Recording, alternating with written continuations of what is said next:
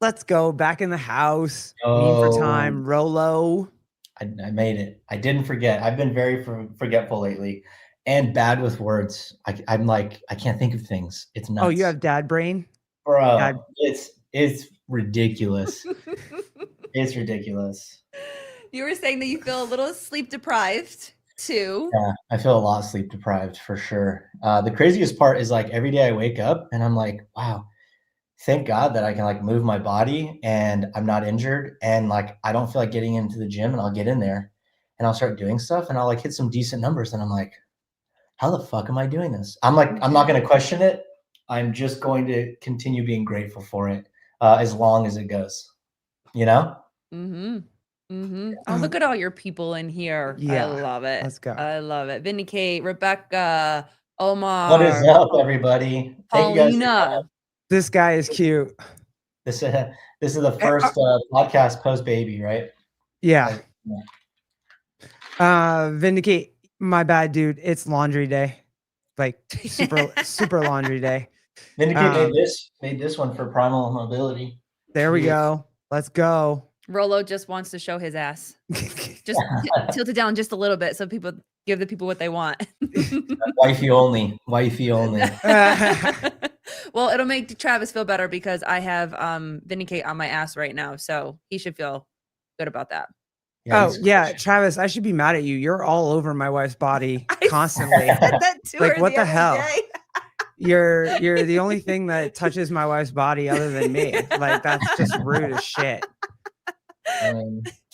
I'm out of it. I feel like he touches a lot of bodies, so I feel like you're in everything, Vindicate. And if you have look who's in the house! Let's go, Ali Shiver. Let's go, Ali the Knight. I know I saw that she saved the story I posted with the hang out with us, and I was like, "Aw, that's so nice." Vindicate, I have that effect. Yeah, you do, bro. You definitely do. Post baby, what's up? We were just kind of, I don't know, talking about this beforehand, whatever, but we don't hang out, right? Yeah. Like once you have a kid. Yeah. I said I don't really hang out with anybody anymore. Not that I did before. I mean, yeah. I was just saying how my wife worked. When my wife worked because she's on maternity leave, I was pretty much by myself for like 12 hours a day, 15 hours a day, and yeah, I don't get my energy from people. I get my energy from being by myself. Which it was because Colleen was saying that I am. So see, I can't even think of what you just said. I'm like, you are just that personality, that extrovert. And it's so funny because I was talking to Becca earlier from Primal and the same thing. Like you all have that personality. Yes, he does touch us all. You guys all have that personality. And I think we all do now being in a space like this, whether it's a podcast or you guys doing memes and, all that kind of stuff. Like we seem so outgoing, but we're the same way. I know you were just saying that after you go to events like this, you have to take some days off, and if it's not enough days off, my test, if you're a little irritated. Yeah. So once I get home from an event, I usually just like lock myself off from the world. And I always tell my wife, I'll come home from going out and doing some grocery shopping, whatever. And I'm like, I'm not ready to be out. And she's like, what do you mean? I'm like, when I am super irritable and I have no patience for any driver, anybody in the grocery store, I'm like driving. I'm like, whoa, I just go crazy. I'm like, I need a few more days. I'm not recovering. I'm not well yet. So because she was working those long hours, is that where you got this crazy idea to create community, to start doing memes, to do all of this stuff? No, I mean, I've tried to create content since 2012. When I started CrossFit, I created content with a buddy of mine, and it was like the most boring things. I thought it deserved views, and I go back and watch it. I'm like, no one is watching this shit. It's so boring. It was just like you need to stretch your hip flexors, and you gotta do this. And it stemmed from people in the gym asking us questions. And if you guys were doing CrossFit in 2012, there was no content online that was like CrossFit specific. It was if we could go back to 2012 and I started making this type of content in 2012, 1 million followers, it's like Make WODs Great Again. He had 500,000 followers. He started early. And there was somebody before him. I don't know if anybody here knows him. It was Kick-Ass Daneta. Paul Castaneda. He's like a regionals athlete, but he had yes, yeah. an OG meme page, like the OG CrossFit meme page. He had like 20,000 followers, which was unheard of at the time. It's just nuts. But yeah, so I just made really boring videos then, and it was just like iteration after iteration that I finally kind of landed on the fun stuff, really. Mm-hmm. Well, that's everything too, right? Like we had Arm & Hammer. He was kind of our first like YouTube guy. Yeah. Like go check him out because he's going to like have a podcast where you can find out what's happening with Dave, with whatever, like that and the CrossFit podcast. Yeah, Arm & Hammer's the one who got Greg to finally give Hunter the Sheriff the ticket to the games. He like called him, I'm pretty sure, and he was like, "Hey, Greg, this guy is he's like what was it? Not whistleblower, but it was if you think you can beat anybody at the CrossFit Games, you get a ticket to the CrossFit Games." And Hunter had been going on a bunch of podcasts, being like, "I can do this. Give me the ticket. Like, let me show up." And I'm pretty sure Arm & Hammer was like, "I'll make it happen right now." Yes, just called him and. Yeah. He did because he was like the only guy other than the CrossFit podcast that had Greg on his show. Like he actually interviewed Greg on the show. And then that's absolutely right. He definitely did. He was like he made a giant push for Hunter to go on. Yeah. Yeah, it was crazy. That's crazy. And there was the content I made with my buddy.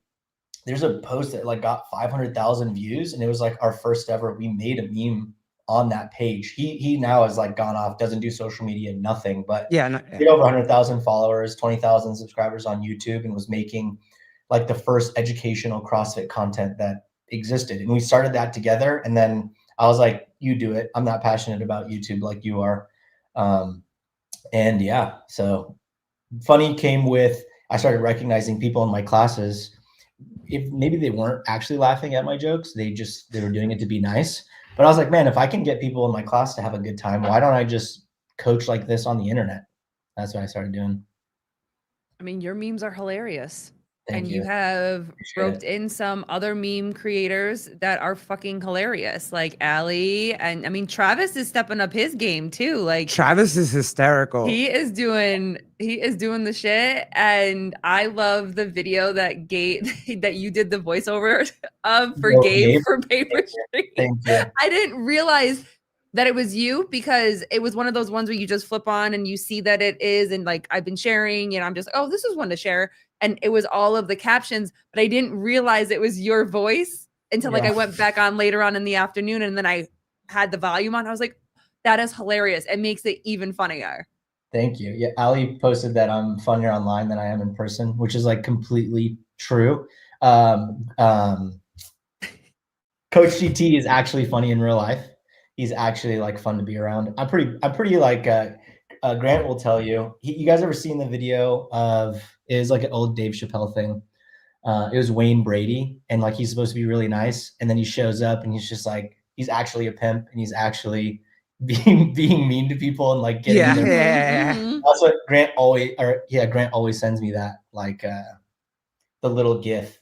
He's like, that's who you are. You're fake Wayne Brady.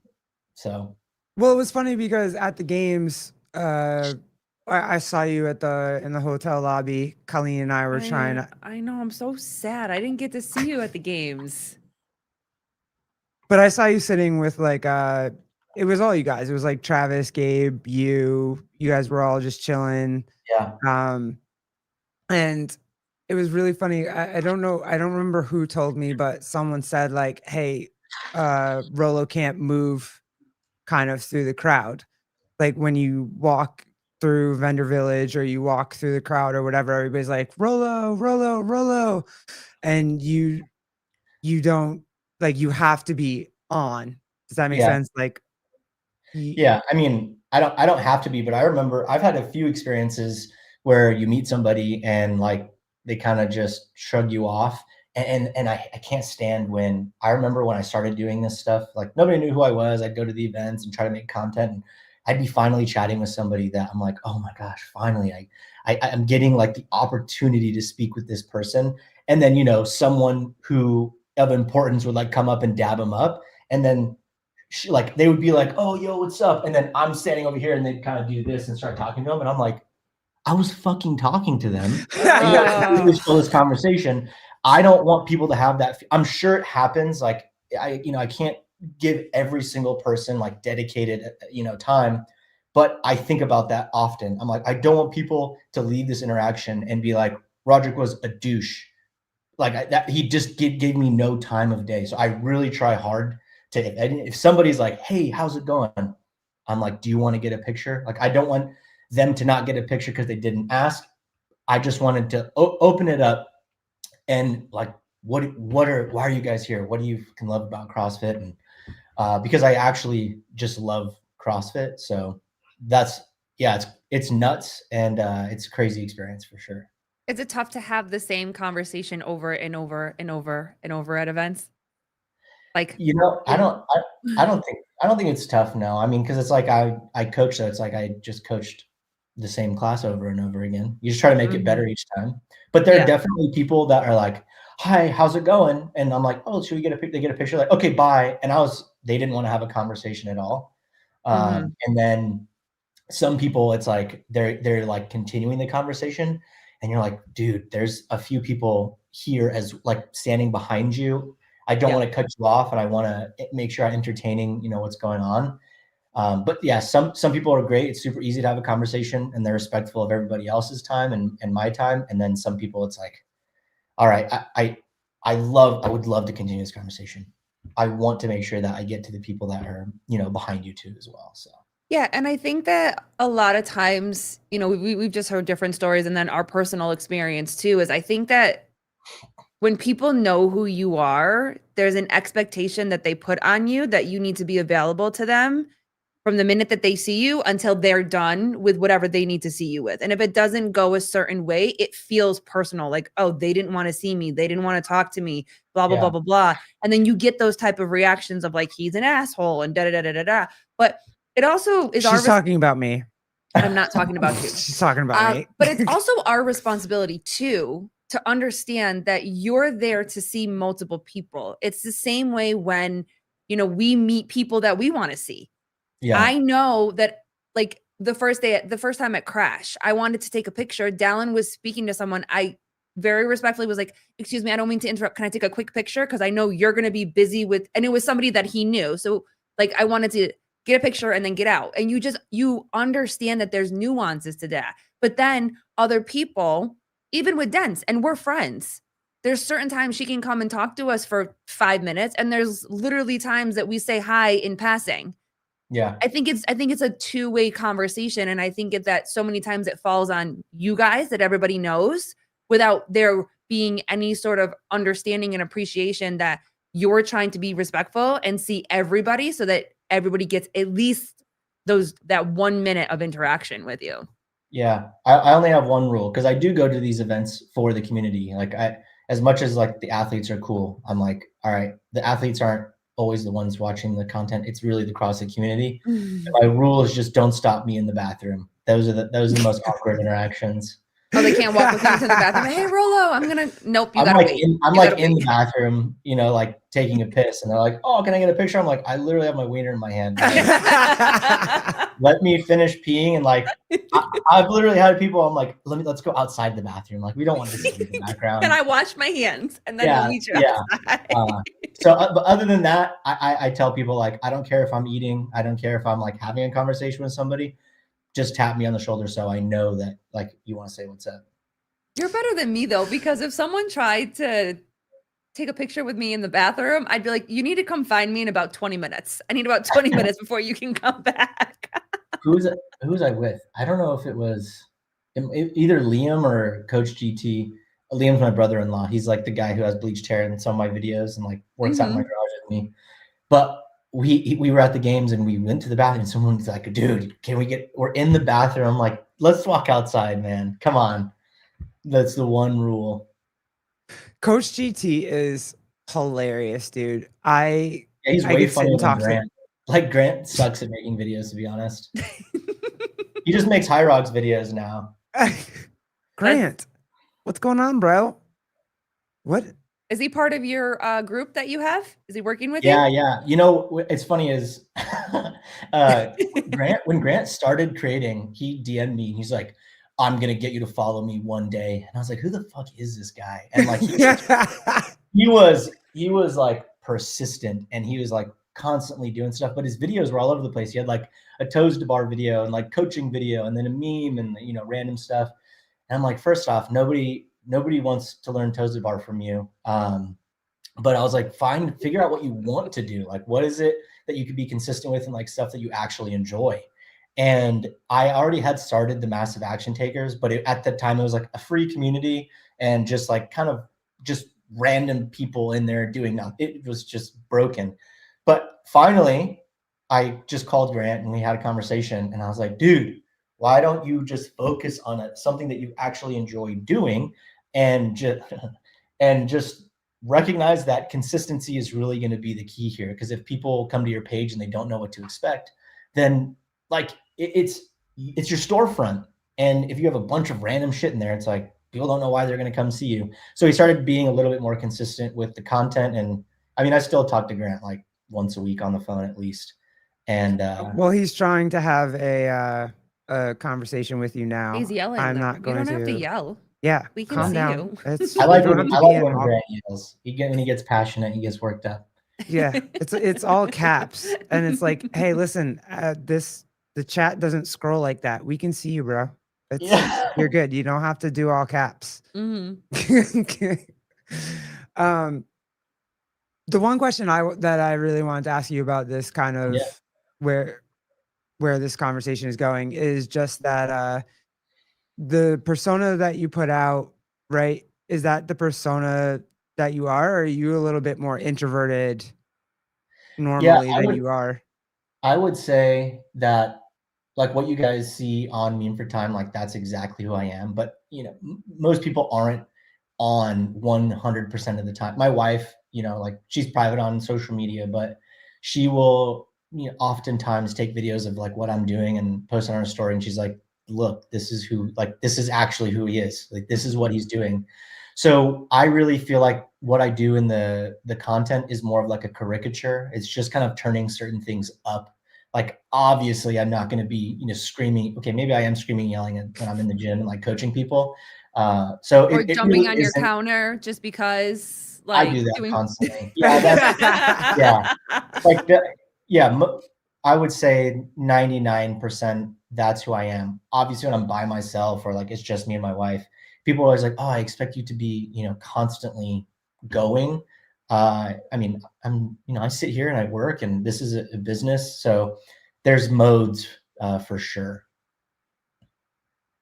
I don't know if that answers the question, but no, you do. No, absolutely.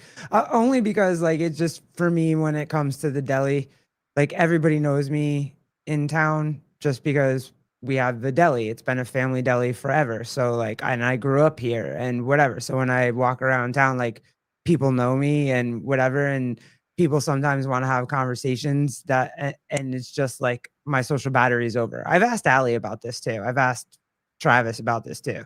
Like when your social battery is over, it's over. And sometimes you can come off differently than you would if I was in the deli. Like I'll come off differently at the grocery store because I'm like, I was just gonna say if randomly somebody who follows me ran into me like at Costco or saw me at, like walking through Costco, I'm like zoned in. I hate being there. I don't want to be there. Yeah. Usually I have, you know, I'm not there having a good time and like enjoying myself. I'm just like tunnel vision. I just want to get out of there and get stuff done. And that's how I go through, you know, if you saw me, you know, getting coffee or something, probably a little bit more. Yeah, fine. Light and chill. Like I'm getting caffeine. I see a Costco. I'm like, I'm trying to get the fuck out of here. Outside. Yes. It's better if you see me at my car than seeing me in Costco, because I'm like you though. I'm a dick at Costco. I can't stand it. I am tunnel vision like you too. And it's not personal. It's more just like and for you, it's literally your job. Like these memes, and like you have to be present all the time. And then when you go to these events, like you have to be present the entire time. You know what I mean? And there are just sometimes that I get home from the gym and I'm like, I don't want to talk to no damn buddy. Like I just want to be home. If I have to run out, I don't want to be bothered. I was getting lunch the other day, and this older guy like wanted to have a conversation, and about your hair, right? It started with my hair, but then he wanted to have like this in-depth conversation, and I really want to be like, that's always how it starts with lesbians. I don't want to be, I want to touch your hair, disrespectful, but like, I don't want to do this right now. Like, I want to just be left alone while I'm waiting for my food, scrolling through my phone with my headphones.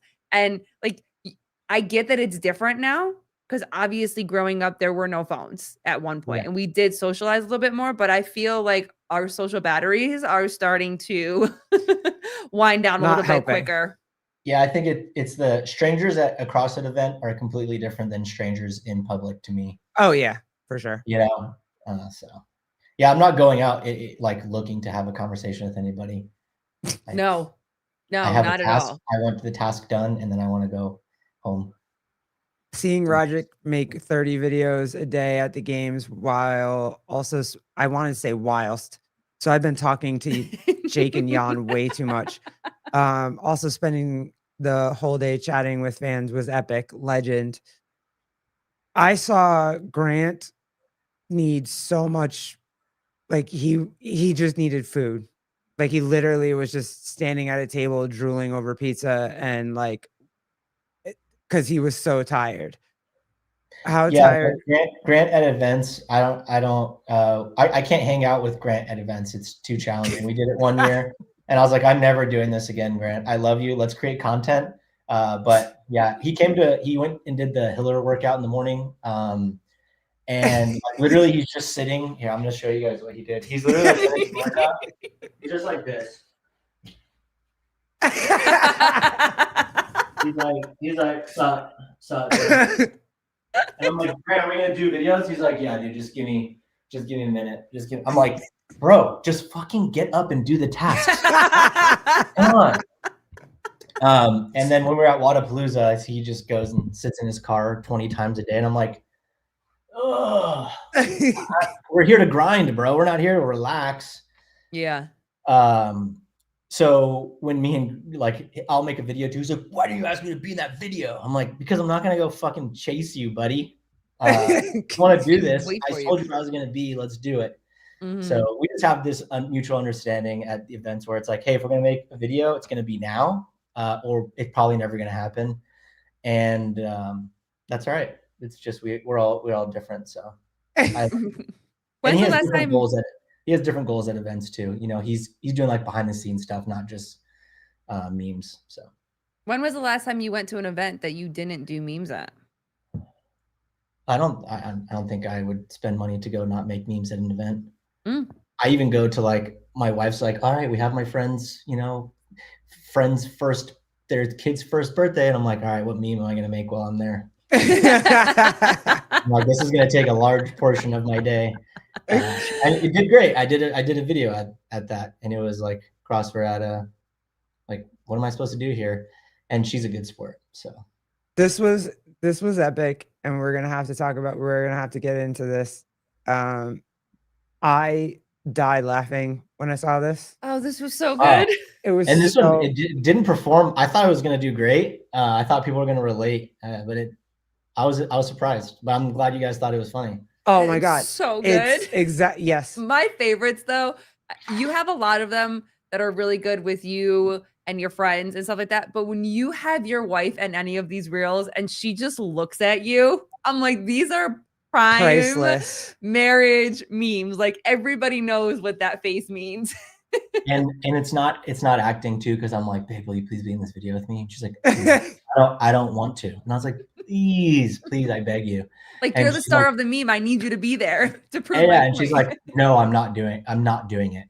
And I'm like, it's just, please, like, you don't have to act or anything. All you have to do is just like give me a look. And she's like, oh, fine. Like, all right, just pretend like I'm doing this. And she's like, okay. So good. How did CrossFit prepare me for being a parent? Oh, that's a good one. I would be anxious about the workout, and I'd wake up crying most times during the night. So it's nice to wake up now and somebody else is screaming. Another thing is like holding the baby, my back is always sore. True. But my back was already always sore. I'm kind of used to being exhausted throughout the day anyway, because I would start my day with CrossFit, and then like everything else was impossible because I was just so fatigued from just crushing myself. When I first started CrossFit, I didn't really focus on nutrition much. I just had a bunch of caffeine. I barely had like protein shakes and stuff. And I would train for six hours randomly. And I was in college. So it just feels like I'm doing that again.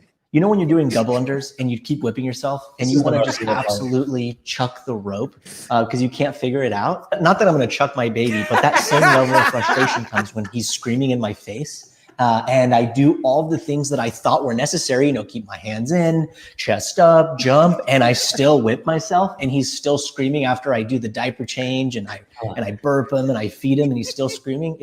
It feels the same way. I need to add that you get the same level of satisfaction when you string 10 double unders together, then when you finally get your baby to stop crying and he falls asleep, you're like, oh, I am him, RX plus. That same feeling you get during like a 20-minute workout, you're 2 minutes in and you realize you have 18 minutes of just this absolute brutal pain and suffering psychologically, mentally, physically. It's kind of the same as when you hear that first cry at night. You wake up, you're like, he's not going to go to sleep for like another 90 minutes. So I've got to be up and I've got to get through this. It's like a combination of something that just causes so much pain and suffering, but also so much joy. I'm talking about CrossFit, but you can kind of see the parallels, right? You know, during the CrossFit. It's so brilliant. Good. It's so brilliant. So it's like all parents all over the world uniting together because of shared suffering. Big right? time. Like we all know what that is. And it's just amazing. I appreciate you. Yeah. The best one was with the AMRAP, or when you're only in for 2 minutes and you have 18 minutes to go, and comparing like 18 it to years to go. Comparing it to your first nighttime cry, and you're like, oh my gosh, you're like, holy. I have had to change, like, so, you know, everyone would always tell me, like, when you have kids, like, you're not going to be able to do what you want, blah, blah, blah. And it's like, not that I can't do what I want. It's, I had to just adjust when those things happen. Yeah. And the level of like expectation I have. So it's like, all right, if I'm walking my baby around, obviously I'm not going to get work done, but, you know, I'll listen to a podcast or I'll put something on the TV that's like still educating or something. So I don't feel like I'm just doing nothing. And obviously there's times where I'm like, I just want to be one-on-one with this guy. And then in the morning, it's all right, I'm going to get up at 3:45, 4:30. Like that's just when he wakes up, and he goes to bed at midnight. So it's up to me do I just scroll on my phone endlessly, or I just get up at 3:45 and start like that first block of work. I literally eat breakfast, do the block of work, feed him, walk him around, keep him upright for a while, and then finish the work that I have started, and then try to take another nap before work block 2 that starts after that. And then, you know, wifey takes over a little bit. So yeah, that first, that's the worst, when you're like, oh, I'm so comfortable. Oh, it's over. Yeah, it is. It's over. But it's over in a fun way. Is she back at work? What's over? No, just that first cry. Yeah. Oh yeah, exactly. No, she's off until February. Oh, that's awesome. Yeah, big time. Yeah, she is. She's recovering slowly. Labor was brutal for her. Was it? Yeah. Oh, tell me. What? Yeah. She went into labor on Thursday. She's having contractions like every 5 to 7 minutes. And so it was like Thursday night that she went into labor, and she's like, I'm gonna go to bed. Like, I don't feel awesome. I was like, all right, just let me know if you need me. And I was watching a movie, Harry Potter, for the first time. I hadn't watched it.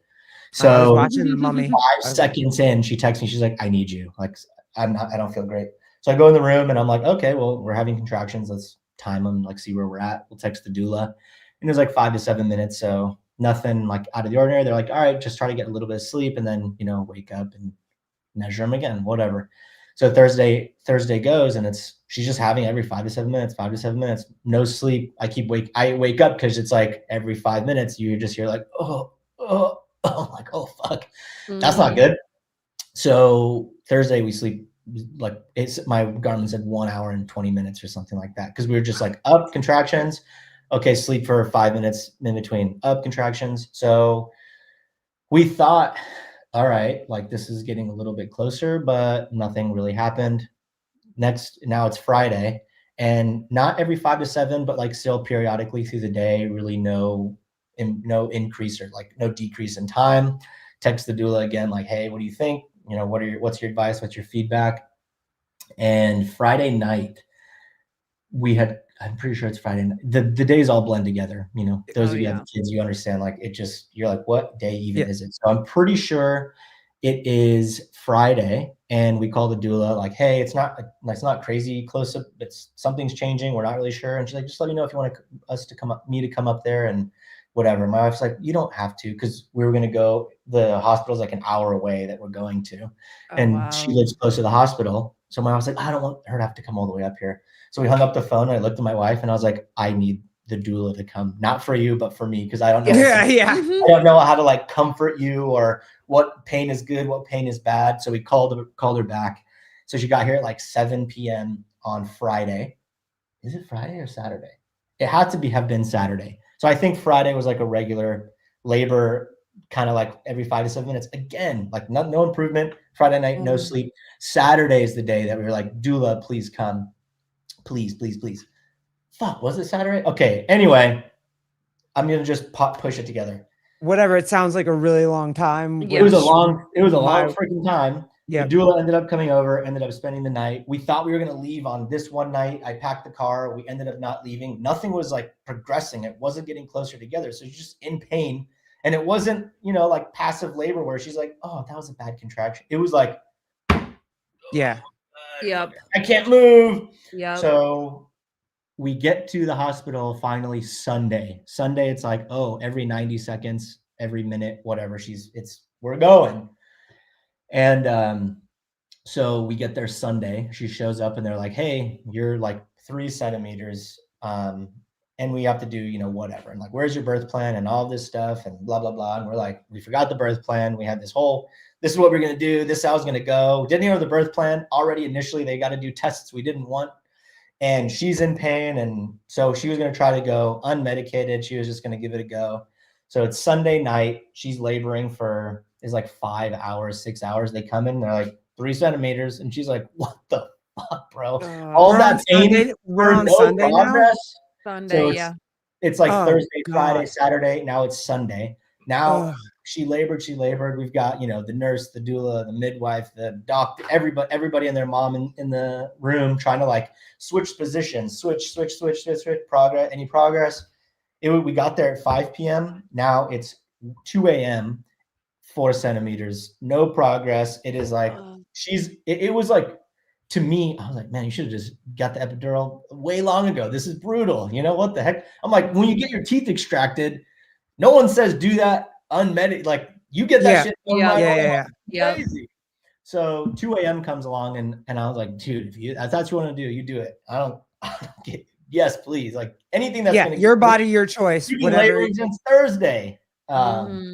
So after, like 8 hours of labor, the fact that she had almost zero progress was like a fucking stab in the heart, right? You're like, all that pain for no progress, right? So she's like, give me the epidural. She gets the epidural.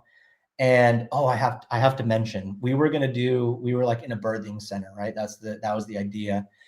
They go to like fill up the tub so we can go like in the tub, and it flooded the whole, like something was wrong. I have videos of all of this. There's like water everywhere. So like in the middle of labor, they're like, we're so sorry. 800 nurses come in and take all our stuff to a different room. They fill up that tub. So we had to like move rooms in the middle of labor, and it was just a madhouse. So finally she gets the epidural at 2 a.m. It's Monday, 2 a.m.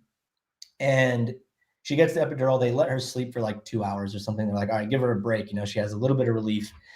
And they keep like, all right, we're going to change positions, boom, boom, boom, boom, boom, boom, whatever. They come in and it's like 5 centimeters. Like, oh my gosh, bro, it's fucking 9 a.m. now. You've been laboring since Thursday. Nothing is changing. So they're like, and nothing, they're not saying anything is wrong with the baby, right? Like the baby's fine. Baby's fine, right? At this point. Okay. So then they're like, okay, so, nothing's happening. We need to make progress. We're either going to do Pitocin or like we can potentially break the bag or again, all the stuff that we're like, we don't want to do this. We want to just chill. And she's like, all right, well, the more natural, I guess, would be breaking the bag than doing Pitocin initially. And so they break the bag and it's like, no progress. Then wifey gets a fever and they're like, okay, so now you have an infection. Now we need to get like, do you want to do, we have to give you antibiotics. We have to do this. We have to do that. And we're like, bro, this is a completely different than what we expected. Then no progress, nothing's changing. Now baby is changing, like things are happening for baby. So it's like, okay, so we have to get something started. It was funny. This is actually kind of funny. Everybody kind of like in whispers. This is like a weird. I love that you're saying that something is funny because right now my heart is like. Well, luckily, like my wife in between all of this stuff, you should have seen the nurses looking at me like when I'd make these comments. But I know my wife thought it was funny. Like, even though she gave me that face that you guys see in the meme, these are things we talked about, right? So it's like after no progress and it's like 8 hours, I was like, babe, when we have our next kid, like, the nurse. Oh my God. So yeah, like she was staying in, like her mindset was so strong, like tough as hell. So now it is, I don't know. Oh, I was saying in whispers, like nobody was giving feedback initially. Like it seemed like they were scared to just tell us what was going on. It's like, just tell me what the fuck's going on so we can make the right decision for us. Mm-hmm. And finally, everyone like in whispers was like, oh, this guy from the ICU, he's the fucking shit. Like this guy's lit, bro. This guy comes in, and I don't know if anybody here watches like St. Dennis, but the dude who is like the best surgeon, this guy wasn't a douche. He was like super cool. He came in like everyone was like, oh my God, it's him. He comes in, he's like, hey, so this is what's going on. We're going to have a birthday today. Like, boo, boo, boo, boo, boo. And so he was cool. So he was you just as a surgeon. I mean, no, I think he was, he worked in the ICU. I don't know what he did, but he's like, you mind if I like take a look, blah, blah, blah. So he goes, he's like, all right, baby's head is crooked. He's like, don't worry, I flipped him around and fixed that. And everyone's like, oh my God, how does he do that? Like so magical. Like, dang. Everyone's like, bah, bah, bah, bah, bah. So he leaves and like, there's like, we on our birth plan too is like, we don't want students because it was at like a teaching hospital. We got like 7 students in there. We've got the NICU nurses. We've got 10 other nurses. We got this midwife, that OBG, this, that, and the other, and everyone's coming in. And then finally, so that guy came in, it was like 6 centimeters. And it's like, all right, some sort of progress, but dude, since Thursday, like what is going on? So then it goes, it's still Monday. Wifey's got an infection. Baby has an infection, like not doing great. This guy comes in, does the flippy flop. A few hours go by, not much improvement still changing positions. Wifey's fever's going crazy. We just got people just in and out. It's like, oh my gosh. Finally, it is 3 p.m. Mr. freaking ICU dude comes back in. And at this point, my wife is just like obliterated from, how do I going to keep doing this? Like, this is exhausting. I'm like, please, God, is there going to be any progress? Come on. And he like comes in and he's like, 10 centimeters, time to start pushing. I'm like, oh, fucking everyone chanting. Everyone's like, ah, you did it. And so it's 3:30 or something like that. And they're like, all right, you got to start pushing. And they're like, hey, usually it's pretty, like we keep it pretty chill so that nothing explodes. But they're like, hey, baby's at risk right now. We need you to just send it, like push as hard as you can.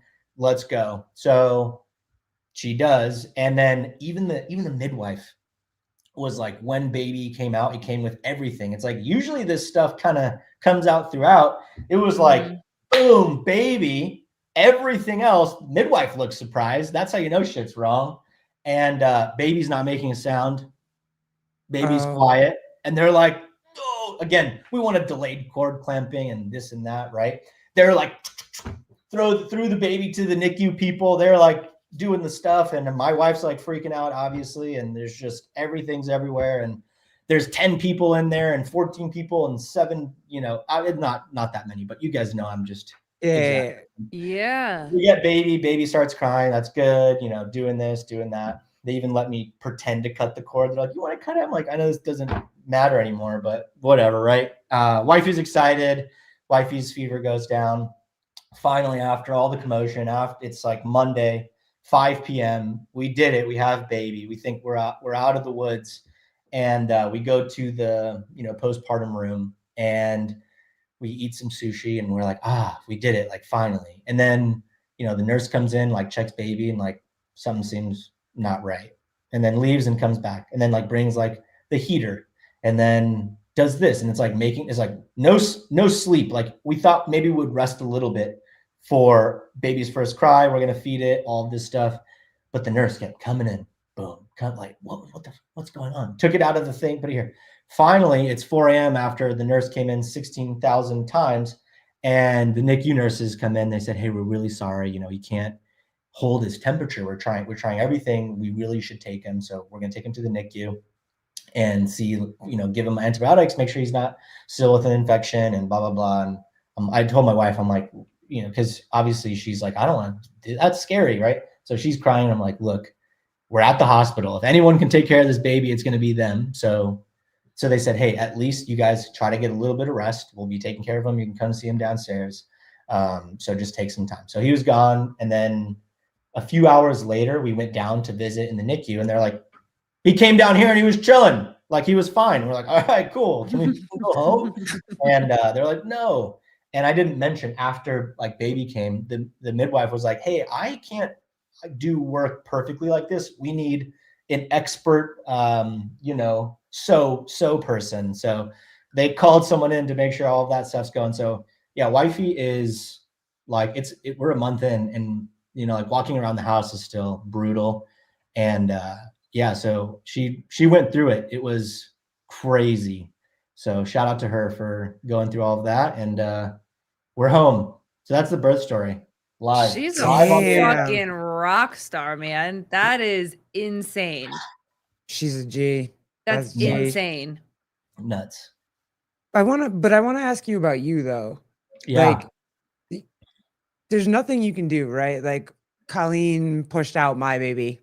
Well, her baby, but our baby. Our baby. I would say our baby. But there's nothing you can do, right? Like, just like you said, I had to call the doula. I had to, like, because I don't know what to do. I don't know how to do it. What do? I don't know what to do. So, and then, oh my God, what did you say? Like she had a fever and the baby wasn't doing so hot. And like, where are you at this point? Like, what is your mentally, physically, emotionally, spiritually? All of it. Yeah. All the above. All of that. Yeah. I think you just kind of go to this place where like, these are the tasks that need to get done, do the tasks, and don't really think about anything else. So I tell my wife all the time, she's like, have you processed like what is going on? I'm like, I'll probably just cry in my car one day randomly, like listen to a song and think about all of this stuff.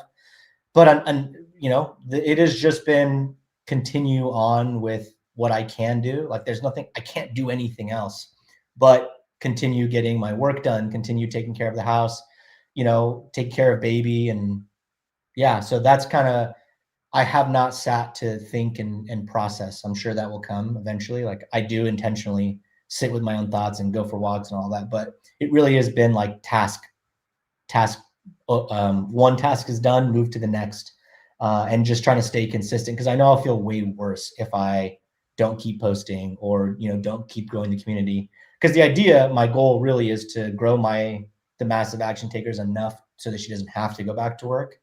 Cause she's like, I've worked this, you know, job for 10 years. I don't need to go back. Like if I have to, cool. But I told her, I was like, I want you to go back to work because you want to go back to work, not because you have to.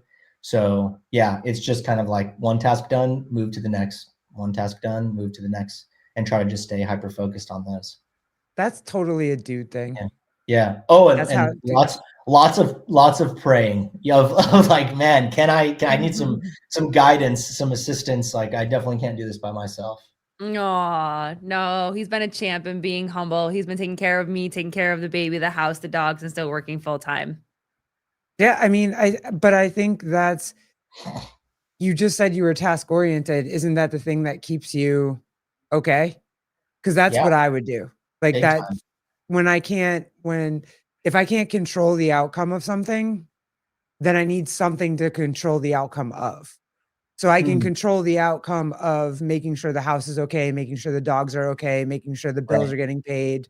Like I can control that. Right. So if there's something that, and especially when it comes to my wife and my kid, Yeah. If there's something with them that I can't control, then my coping mechanism is to control what I can control. Right.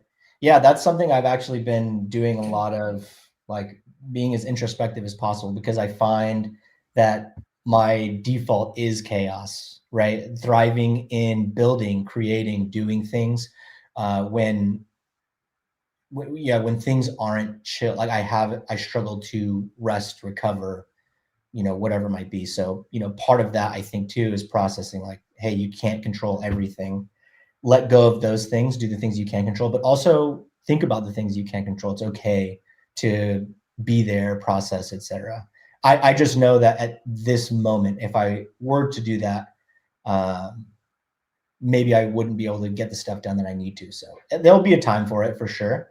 We got to make sure wifey's good first, so that then I can, I'll take the emotional challenge while, she's recovering physically, emotionally, all of the above. So.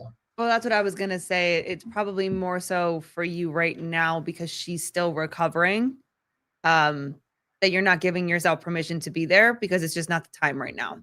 But when she does, when she's recovered and back to work or whatever her next steps are or whatever, and she's good, will probably really be that time that you guys can sit down together and give yourself that permission to process everything that happens. It'll be a Nickelback song. You'll listen to a Nickelback song in the car. Yeah, right. Yeah, we do. I mean, we do, like, every night we make it a point to, after baby goes to sleep, like, kind of check in, talk to each other. What's crazy too is, like, you always hear these people, like, once you have a kid, like, all you do is focus on that, and you're focusing on the baby, and you, like, forget about each other, which couldn't be, like, further from the truth. And for me personally, it's like I almost exclusively thinking about my wife, and, like, hey, how are you feeling? How are you doing? And how can we stay connected? Because I know that if she's doing good, baby will do good. Like, the house will stay in order. So we do a lot of that in the evening, and throughout the day when one of us is struggling, I just talk about it. I've learned that it's such a weird thing. You guys everybody's experienced this, when you're feeling some type of way, and then your spouse or significant other will be like, is everything okay? And you're like, I'm fine. And you're like, okay, clearly you're not fine, or whatever's going on. But it's always like this weird thing too, right? Because if you just were honest, you'd be like, someone left my community, and I'm, like, bummed to lose that money. And, like, that was but for some reason you just turned it into this huge thing. So I try really hard to, if I'm feeling something, like, hey, I'm really frustrated with the baby, I needed to set it down for a few minutes, and I'm just processing that, and I'm just telling you about it right now. Or, hey, my business, this is what's going on right now, and it's really frustrating me. Or I got the HOA letter, or fucking taxes are due, whatever. I try to bring those things up and ask her about them too. Like, hey, what are you thinking? Like, I can tell something's going on. So yeah. That's funny. I feel very seen right now. Because I was that one, Oh, yeah. I was, oh my God, for many, many years. And I would say now her and I are at that place in our marriage where, like, if something is bothering one of us, it's like we bring it up right away, not necessarily in we have to sit down and table talk it right now, but I need you to know that I'm irritated with this. Like, this started the irritation. Not sure if this is actually why I'm irritated or if it's something else, because it feels like this little thing shouldn't piss me off to that level, but I'm pissed off to that level. So I need to just sit with it for a minute. But we now are in that season where if it's honest, like, we're very honest with each other now. You and wifey are light years ahead. You're so much younger than us. Oh my God, like, you guys are so good. Yeah, that's everything. Yo, I can't even. Lots of let me read you our fight last night. This was amazing. Hold on. So no, this is great. Down somewhere? No, so I wanted to. It wasn't even a fight. Wasn't, but it was amazing. No, this is amazing. This is the funniest shit. I died all day today because you just said, like, hey, when you ask her, like, how does she feel, and she's like, fine, and you just know. Yeah. You're not fine. So last night I wanted to put up the story for this podcast. Okay. And I was like, hey, I'm gonna put this story up. and she was like, I just put the story up for the one For Becca that she did at noon. And she's like, let's put it up like before we go to bed. That's not what I said. I said maybe we put it up before bed, because I just put up Becca, so I didn't want them to be too close together, feeling like one might get as if we know what to shadowed. do with social media, which Whatever. none of us know what to do with it. We don't. Whatever. I mean, Rolo does. You know, Rolo does, but does. me and Colleen don't. So this is the conversation. So yeah, and she's right. She says maybe put up Rolo's story right before bed? ? And I go, yep. And she goes, is there a tone? And I was like, for a text. In the text. Yeah. And I go, for a text, LOL. No, I'm just lazy. She's like, K, like the letter K. I'm like, girl. She's like, ? Literally just a question mark. Yeah. I'm like, you know fine. what you're doing. She's like, K. I ran up the fucking stairs and was like, are we fighting right now? What is that? The best part is when she came upstairs, I was in the bathroom, I was in the shower, and I listened to music when I'm in the shower, and it was like one of these sappy breakup the songs. 90s. It was a sappy 90s. She's like, are we fighting right now? I'm like, we're not fighting. Yeah, I thought it was fine. I thought we were just gonna put it up before bed. I don't know why everyone's getting so worked up about this. I was playing when I wrote fine, and then she wrote ? So like, was I. Just the question. I was like, oh no. Laughing with our son upstairs, and he was like, Mommy, don't talk to Mommy like that. That's not very nice. And I was like, I'm joking with her, waiting for her to come upstairs and be like, yeah, not the K. We don't do this. Yeah. Not the K. That's yes. Have you guys? That's literally a Key and Peele skit. Like they're texting each other, but there's no tone. And they're like at home, and it's like, hey man, like, what are you trying to do today? And they're like, oh, nothing. And the other person's like, nothing. Are you kidding? But it's them at each other's houses, and it's not even close to what the conversation was supposed to be. It wasn't even a fight. I was absolutely picking on her, and I was laughing the whole time. Was it K period? No, crossbat. It was literally just the letter K, and it wasn't even a capital K. It was a lowercase K. It was horrible. But no, if you guys have that skill already, that's fire. Really, really cool. Did you guys always have that, or do you feel like you've gotten that? No, not even close. I remember when we first started dating, it was like I would raise my voice in arguments and she would cry, and like we could never get through to anything.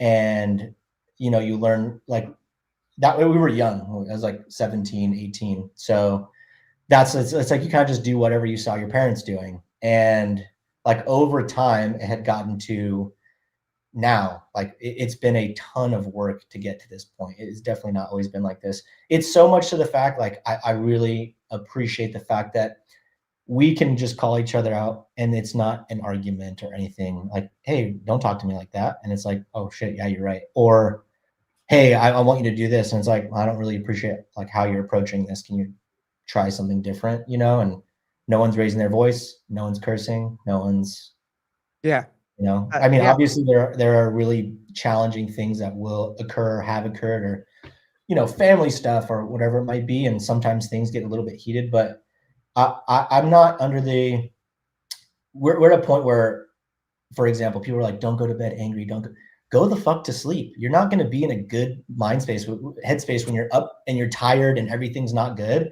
And it's like, we've learned that the hard way. Rodrick yelling at me until I cry.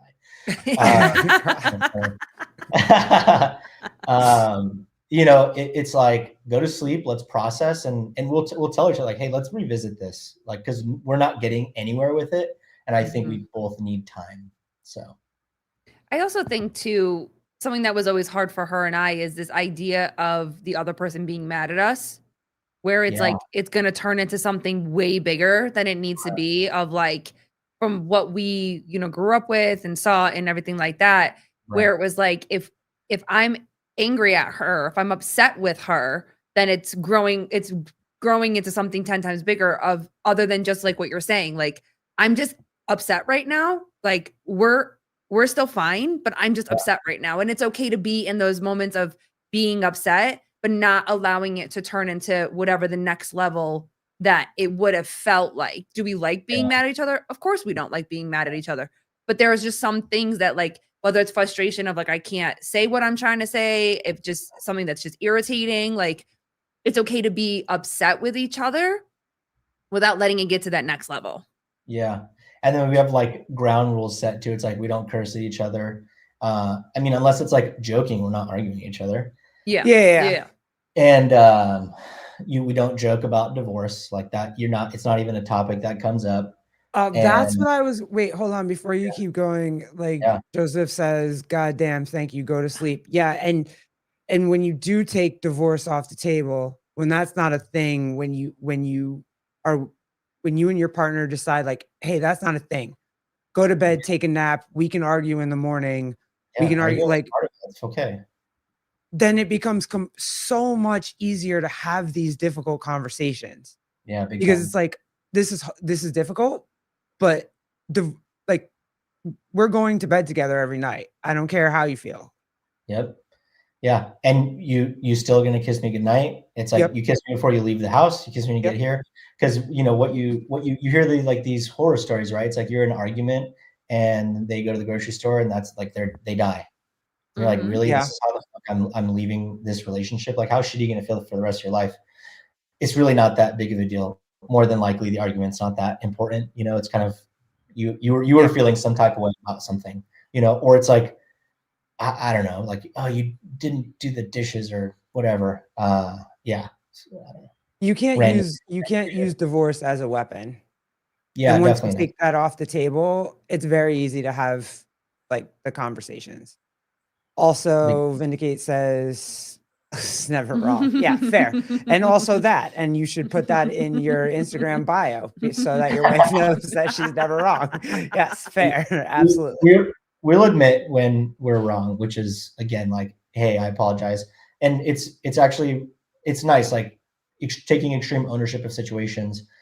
Even during, wifey struggling after a pregnancy, she's had a few days that are really challenging. And she's like, am I being crazy? Like, am I wrong for things? I'm like, oh, you're not wrong for feeling some type of way.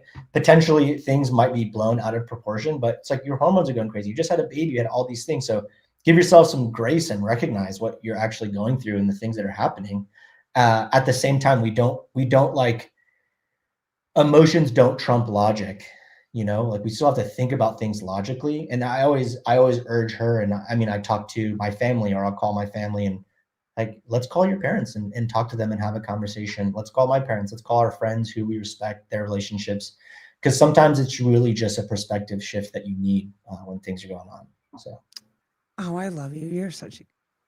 That's always interesting to me, because something that Garrett and I do that we feel is one of the main reasons why our marriage is so successful is that we don't bring other people into our marriage when we're going through something. So if we're going through something and this might be something that like we're learning right now, is that like when we're going through something difficult, like we talk to just each other about it. I'm not calling a friend, or I'm not calling a parent or anything like that to bring into the conversation of what we're going through right now. We'll talk about it afterwards. Mm-hmm. But that comes from a lot of like my past relationships. Like everybody was involved with also, my though, baby, relationships. Rolo and Alyssa might have regular parents. No. We don't have regular parents. Our parents are not. You're not calling our parents for any kind of. We do not. I think it's the approach, though. Like, I'm not calling to see who's right or who's wrong. It's more of like seeking guidance on how to get out of this cycle. And like one of the biggest pieces of advice I've gotten is, you're always going to have, once you get in like those cycles of having arguments or whatever, you have to have, somebody has to be the bigger person, and it's not like you're better or worse. It's just somebody needs to get you out of there. And sometimes it's wifey and sometimes it's me. And sometimes it's like, hey, we don't need to be like mad about this or arguing about this. Like, let's get through this and talk about it. And I think, regardless of the values that, other people hold, it's, you want to be respected and wifey wants to be loved, and do those things to like the extreme, regardless of how you guys are feeling arguing. And typically things kind of mend with that. It's like, most of the times it's, you're not feeling loved or respected. So do those things. And that's when conversations kind of happen. And yeah, guidance from family and friends for sure. Oh, you're the man, dude. Good for you. You guys, I'm so pumped for you. Thanks. Wifey and baby are happy, healthy, recovering, getting Getting through it. for sure. Have you had the explosive, what is that? The initial poop? Poops? That initial like crazy, like That's so funny. sticky. Yeah. I mean, I feel like we just normal poops.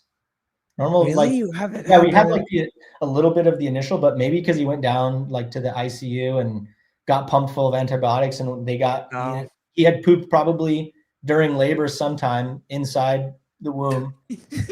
So he had like one black poo, but that's probably why he got infected. Yeah, because he pooped in the womb and got in his lungs or something. Who knows? Oh no. Okay. Mm. I'm not Yikes. a doctor, so don't quote me on Yeah, that. I don't know. I didn't even know it was called this. But Meconium. those were crazy. Oh, those first couple poops. Oh Oof. my God. Yeah, that was Mhm. insane. Yep. Backs cross fat. It's awful. Yeah. I'll tell you, I've never been so excited for somebody to poop.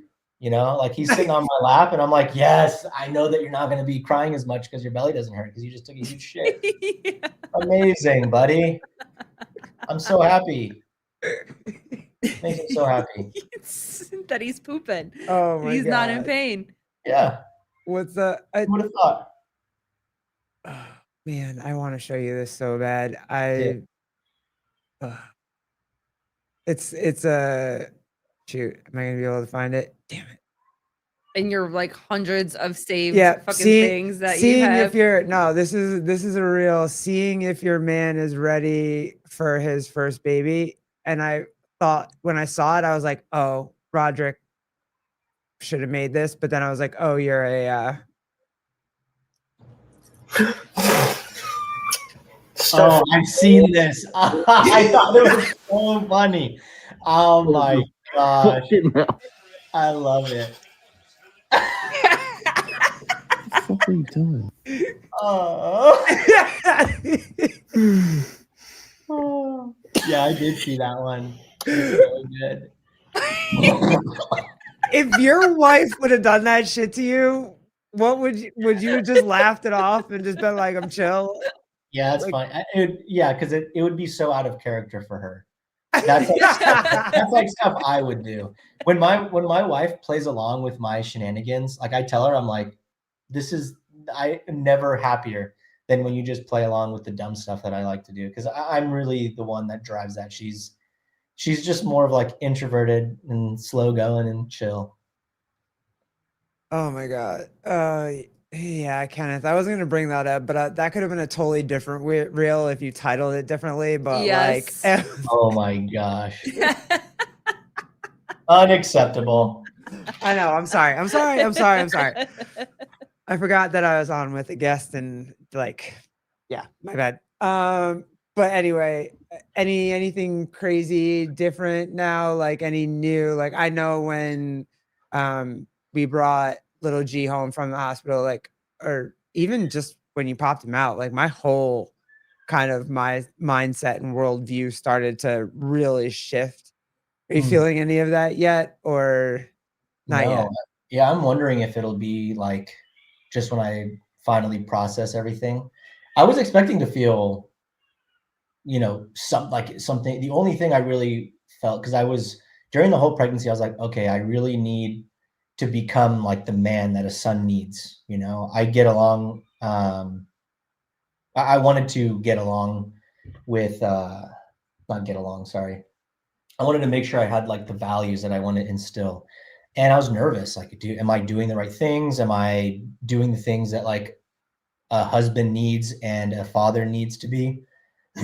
And after he came out, I was like, I have been. Like, I'm trying to be better. I'm trying to learn. I'm trying to continue like progressing forward and stuff. Grant said, I feel nothing for my child. When it goes. And there's people who are like, this baby came out and I felt like this overwhelming like sense of love. And, I'm a pretty pragmatic person. And I think I will just fall in love with my baby every day a little bit. I was more just like, okay, now I have tasks to complete, and who knows, maybe it's going to be something I process.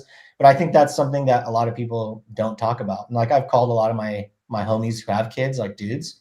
And I'm like, hey, did you feel like this? Did you feel this way? And it's obviously a mixed bag, but I think most people are like, my baby came out and my whole world was changed and I was so in love and this. And it's like, my baby came out and I was like, all right, next task, let's do this. And it's like, I love my wife and I'm falling in love with my baby, you know? That's how I was.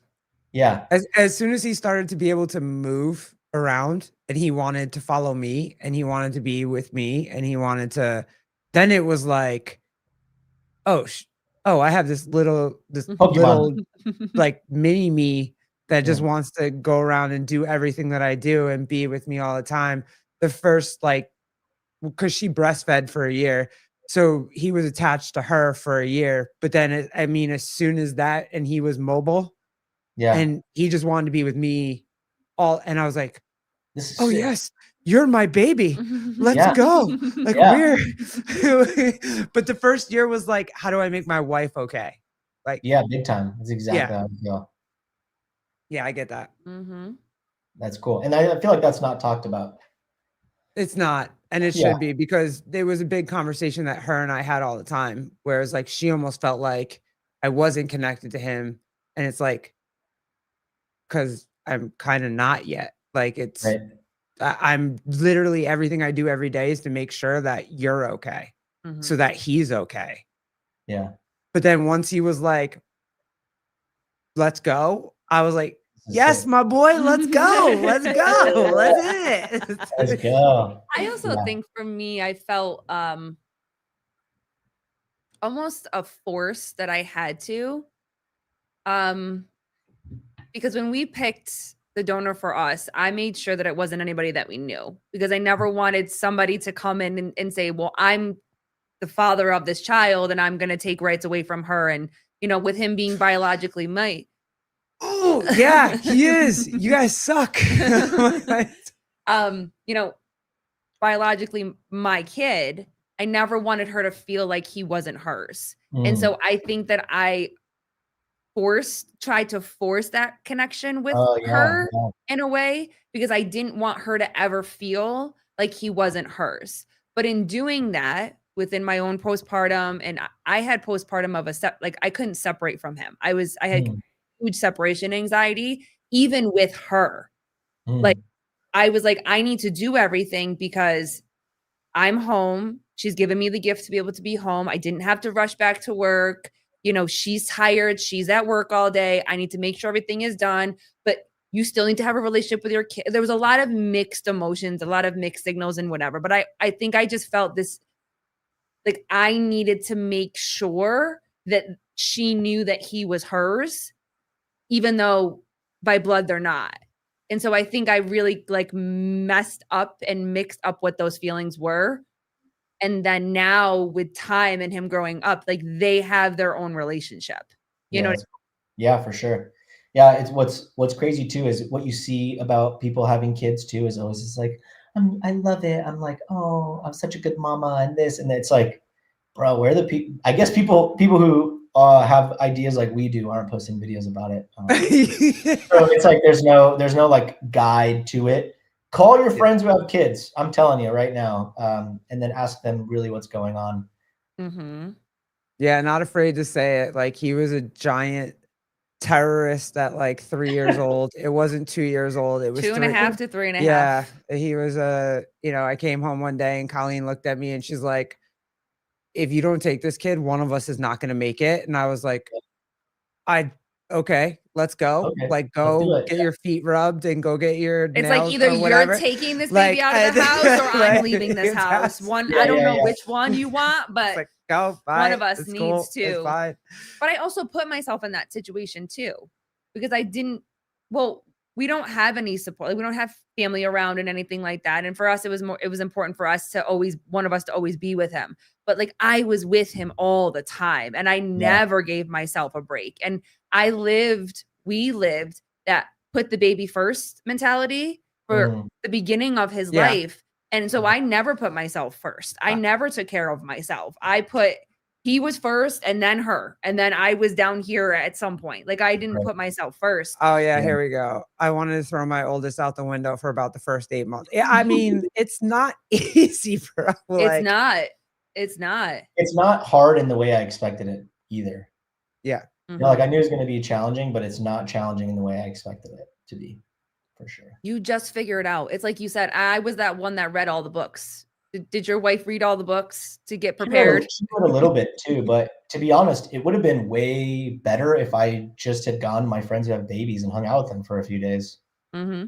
You know, like, hey, when they're doing this, it might be this. When they're doing this, it might be this. If they're making this noise, it could be this. Here's how you change a diaper. Here's how you do this. That would have been way more valuable than like what you read in any book. And like, hey, if you have rage deep within inside of you when this baby is crying, you can't get it to stop. Don't worry, that's normal. Just set it down. This is, You know? Just put it down for a second. Let it cry no for a one couple tells minutes you that. without you. Yeah. No one tells you that, so you're like ashamed day one. You're like, am I a horrible person? And you yeah. call your friend and they're like, nah, dude, I almost threw my baby out the window. Like, yeah. Yeah, I mean, God forbid put you it in the little say, car seat. let it cry. Yeah. And everyone's like, oh, you're neglecting your kid. I'm like, no, I'm preserving my sanity for 2 seconds. I need 60 seconds. That's all I need. 60 seconds to put this baby down. Some cold water on my face so I can get through this. Yes.